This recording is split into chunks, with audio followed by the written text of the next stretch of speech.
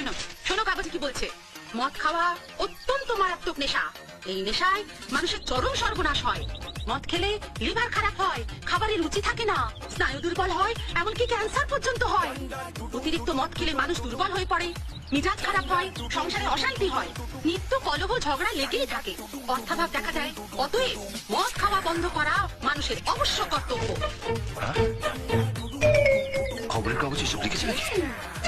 না, আজ থেকে বন্ধ হবে। হ্যাঁ, তুমি সত্যি বলছো? আজ থেকে তুমি মদ খাওয়া বন্ধ করে দেবে? খবরের কাগজ নেওয়া বন্ধ করে দেবো।